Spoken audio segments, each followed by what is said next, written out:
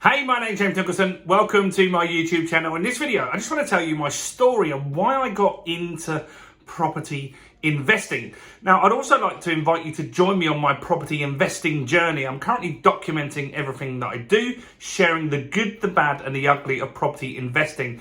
I'm building a portfolio for my two daughters, Georgia and Amelie, and you can join us too and find out exactly how that's all going by taking that finger of power, spinning it around, smashing that subscribe button over there. Go on, do it now. Smash the subscribe button and hit the bell notification. Well, I'm 41 years old at the time of recording this video, and my life started in a fairly difficult situation. I had a mother who is an alcoholic. She has severe autism and is very severely mentally ill. My dad died pretty much very early on in life, and so it was tough. I lived in a one-bedroom council flat with my mum. She was a hoarder. It was absolutely disgusting how she was living. Now, back then, you did have social services and stuff. I don't know why I wasn't removed, but I did manage to stay with my mum. And I think that, for me, was a good thing. I wouldn't have wanted to be put into care or anything like that.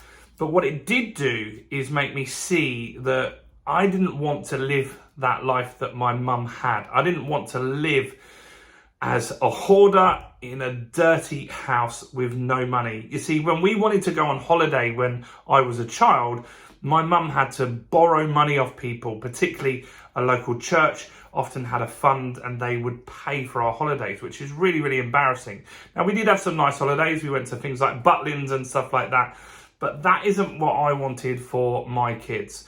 And so anytime I got an opportunity, I was always looking to earn money. You maybe have done similar things. I used to go and wash cars. We used to do carol singing, and I think when we did carol singing, I think they paid us just to make us go away. I don't think we were particularly good at that stuff. Paper rounds. And then at the age of 16, I joined Burger King, and rather than just turn up and do my shifts, I was always looking at how I could get promoted, and actually became one of the UK's youngest Burger King managers at the time. Now, that still wasn't enough, and I wanted to make sure that I had financial security. Now, I moved out on my own at 16 years of age, which is crazy. I've got a 21-year-old daughter now, and I look back and I think even now she's maybe not ready to move out on her own. But I did, and I moved out at 16 years old. I got a tiny little room in Dorking in Surrey, and then basically everything was down on me. I had no backup plan, and I just had to make sure that things would work out. For a time, I was at college, didn't really find that good, and I really wasn't enjoying that either. So while I was working at Burger King, I started looking around for jobs that earned more money. Now, Burger King, I was paid pretty good salary. I was on about 18 grand, which back nearly 20 years ago was a significant sum of money. And that wasn't enough for me. So I looked at different jobs that you could get. Most of them you needed to go to university or qualifications of some sort. But what really drove me was to get into sales. So I went into a recruitment agency and I said, look, I want to work in sales. And they said, what qualifications you got? I said, zero, no qualifications at all, but I want to earn some money. And managed to get in to a fairly decent role where you got paid commission on top of your salary. And that was really, really important to me. But still, that wasn't really what I wanted to do. And so I've been reading some books about property. I can't recall the book I read. It was a book from an Australian guy. It wasn't Rich Dad, Poor Dad like everybody else.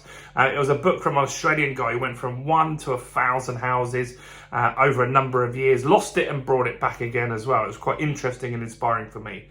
So in 1999, I took the little money that I had, and I got some also a small loan from my grandfather at the time, and I invested in my first property, which I bought in Dorking in Surrey, and I still own today, for £45,000, and it was a studio flat at the time that I bought. And for a few years, I lived in it. and I wanted to really try and earn more money, and I tried all different types of business schemes, and I used to buy the Exchange and Mart and look at the business opportunities in there, and I tried all of those things and not one of them really worked for me. But what did start working for me was business. So I started to sell iPod accessories on the side, and I set up an iPod accessory business, and that went really, really well. And we built that quite quickly to a £2 million a year turnover business. So there's two different ways to make money, and one is property and one is business. Now, business is definitely harder, right? 100% business is harder. That first business went pretty well, but ultimately failed and put me £50,000 in personal debt. Now, I had to deal with those by starting a new business and build that business up and eventually got on top of that debt, but it wasn't very easy. But one thing that also happened in that time was I discovered the opportunity that you could release equity. So my property that I bought for £45,000 was now worth more than £100,000. So what I did was I refinanced and I moved out of that property. And then I was able to borrow 75% loan to value, which means that they would give me 75 grand. And I had it as a personal mortgage before, so I paid off a chunk of change. I ended up with about 30 to 40 grand in my pocket that I then bought my second property, which was down in Hastings in Sussex. Again, now I had two properties, both flats at the time. I think I bought the second property for 77,500. I'll have to check it on Zoopla, but I'm pretty certain that was the amount. Now that property went up in value, the Dorking property went up in value, and it was only about 2 years later that I'd released some more equity and I bought my first house down in Hastings, which was a 3-bedroom house, which at the time I bought with a good friend of mine, and we put half the money each, and we owned that property together. So now we had 3 properties. Well, I had 2 and he had 1. I had 3 properties that were going up in value, and over time that portfolio started to grow in value significantly. Now, we went through the 2008 crash. You know what? When that crash happened, I didn't even notice that it was happened. It wasn't like on my radar. I wasn't reading the news. I didn't have social media. I wasn't really aware of what's going on. I don't recall being particularly worried about it at the time. I wasn't over leveraged. I had decent interest rates.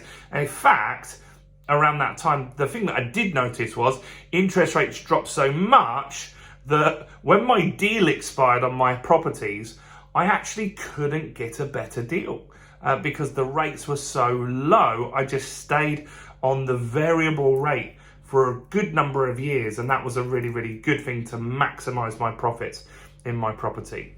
Now, since then, I've gone on to build a multi-million pound property portfolio, and I'm doing that for my 2 daughters as well. And so it's very important to me to leave a legacy for them. Now, the original properties that I bought, those first 3, I bought those in my personal name, and I wish I knew what I know now, which is that you should be buying through investment companies. And that's what I do right now. So I've got multiple flats in Dorking now. I've got other properties in Hastings. I've got properties up north, and I've got serviced accommodation as well. And I run those through limited companies. And that's important that you do that going forward. But that means that I have now got financial freedom. So my bills are paid for by my property income, and that's a very, very important thing.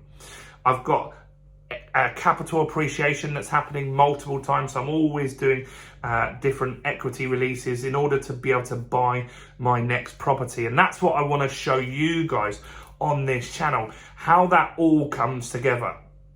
So that's what I thought I'd tell you today, is a little bit about why did I get in property investing? Well, first and foremost, it was I had nothing to fall back on. I am going to inherit from my mother £0. 0. Like maybe even there'll be a way that I end up with some bills, I'm sure. So I'm actually probably going to get minus money as an inheritance, which is fine, right? And that meant that I had to go out there and build something. I've also been like building businesses and they do well. But business isn't for everybody, and I want to make sure that my children have something that they can take when I pass on myself. And so that's important for me, that I build a legacy for my 2 girls, and for their children in the future as well. You see, they're not going to take on my businesses, but they can easily take on my property portfolio, understand it, get some people to help them, estate agents and people like that, and do very, very well out of that as well.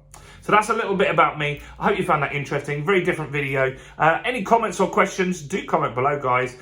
Do like the video and subscribe to the channel. Check out all the other content and come and join me in London soon. I'm going to run a live event. I'll put a link in the description. Fill in your details, get yourself a ticket and come along and let's learn some property stuff. The biggest opportunity of a lifetime is coming up very soon in property, and you want to make sure you're ready to go. That's it from me. I'm James Nicholson. Check out all the other videos on the channel, including this one right here.